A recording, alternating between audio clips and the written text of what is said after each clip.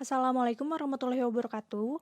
Kami dari kelompok 1 dengan anggota Tiara, Zihan, dan Lutfiah akan mempresentasikan mengenai pengujian T-test atau uji rata-rata dua sampel yang berpasangan. Peneliti menemukan fenomena kemandirian yang terjadi pada siswa di SMA N1 Sembalun, Kabupaten Lombok Timur. Dalam menjalankan tugas-tugasnya, siswa selalu mengharapkan arahan dari guru.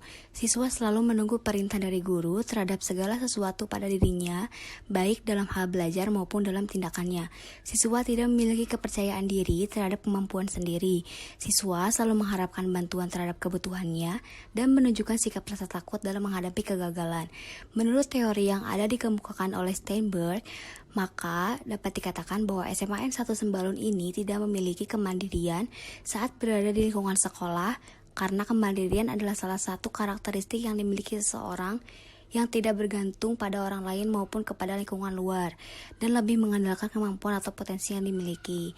Penelitian ini bertujuan untuk mengetahui pengaruh penerapan layanan bimbingan kelompok dengan materi tugas perkembangan terhadap persepsi kemandirian remaja.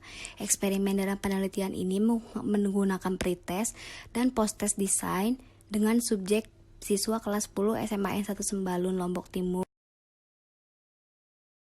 Variabel penelitiannya yaitu persepsi kemandirian remaja SMA N1 Sembalun dengan diberi perlakuan layanan bimbingan kelompok. Sedangkan metode penelitian yang digunakan menggunakan uji statistik parametrik, pair sample t-test atau uji rata-rata dua kelompok sampel berpasangan. Analisis statistik deskriptif. Yang pertama, kami akan melakukan summary statistik dengan mengklik data, lalu data analyze, descriptive statistik, klik OK, lalu menginput kedua data dengan cara memblok dari atas hingga data yang paling bawah.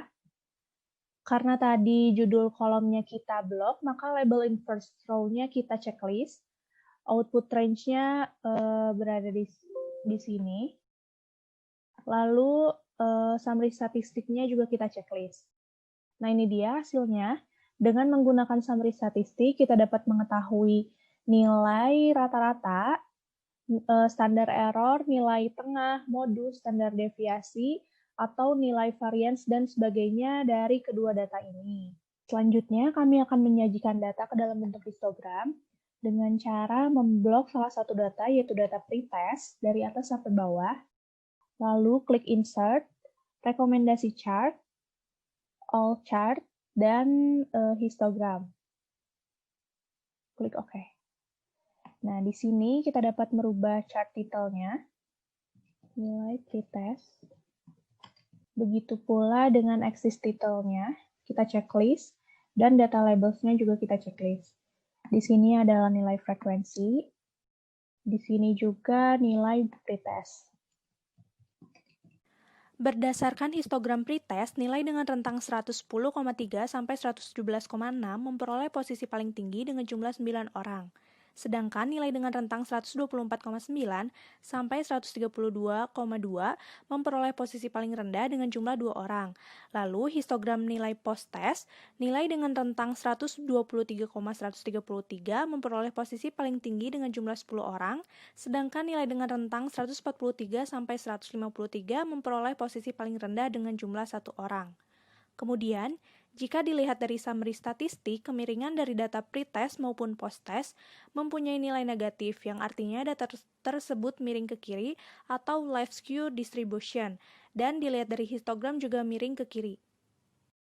Kita juga akan menyajikan kedua data tersebut dalam bentuk box plot dengan cara sama seperti tadi, memblok kedua data tersebut dari atas sampai bawah, lalu klik insert, rekomendasi chart, all chart, kita klik box and whisker, klik OK.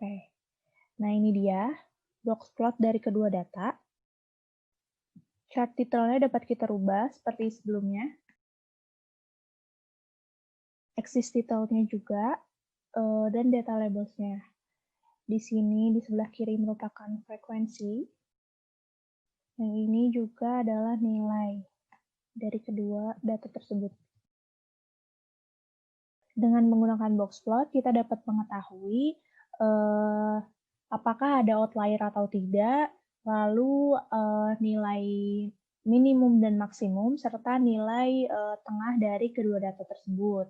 Dilihat dari box plot, kedua data tersebut tidak memiliki outlier, walaupun sama-sama memiliki whisker bagian atas lebih panjang yang menunjukkan bahwa distribusi datanya cenderung ke arah kanan atau right skew distribution. Tetapi, data post-test distribusinya lebih lebar daripada data pre-test. Uji normalitas dan uji homogenitas. Di sini kita menggunakan social science statistik. Di sini terdapat banyak pilihan. Kita menggunakan calculators.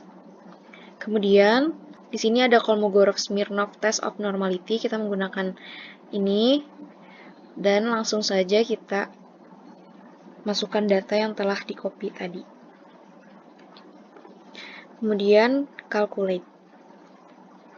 Di sini langsung keluar hasilnya dan kita menggunakan nilai KS-nya yaitu 0,08154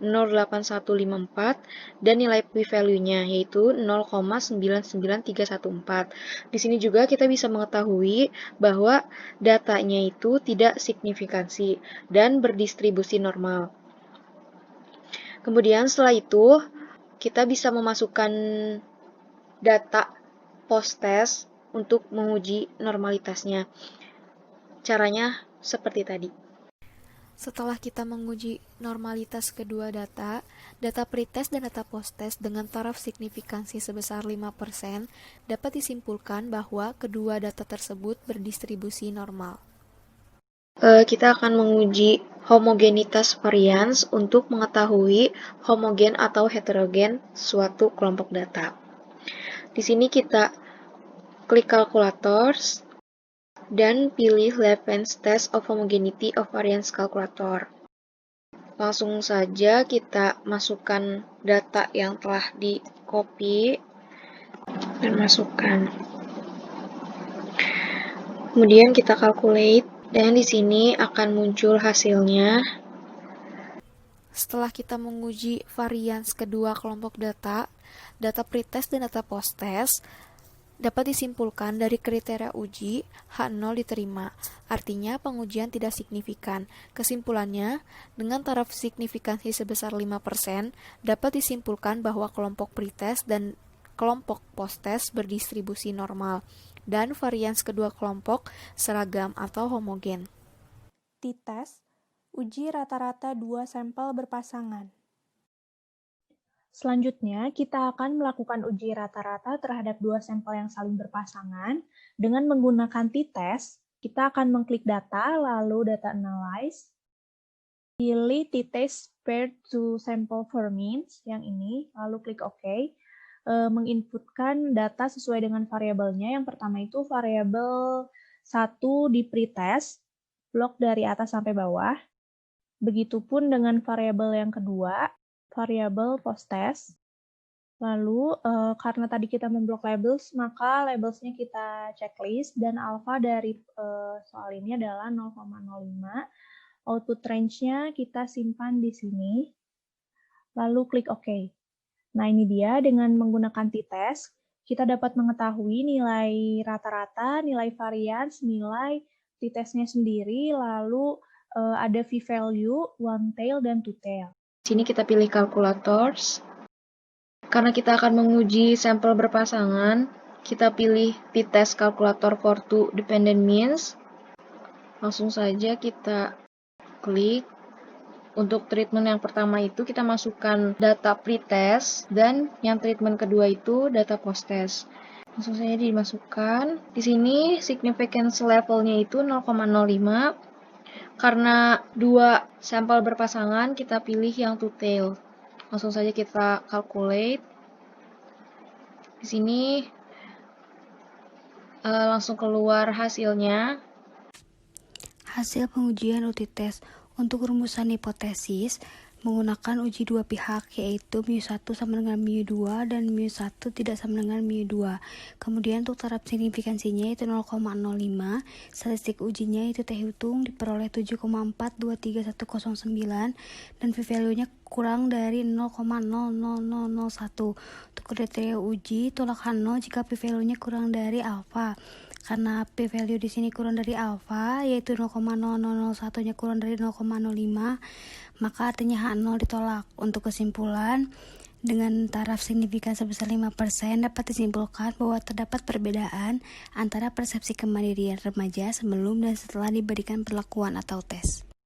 Berdasarkan data analisis yang dilakukan melalui uji statistik paired sample t-test, dapat diketahui dan disimpulkan bahwa terdapat perbedaan antara pre-test dan post-test berupa layanan bimbingan kelompok, sehingga hasil penelitian ini membuktikan bahwa pendekatan layanan bimbingan kelompok yang diberikan sangat efektif dalam meningkatkan persepsi kemandirian remaja dan bagaimana remaja mempersepsikan kemandirian tersebut.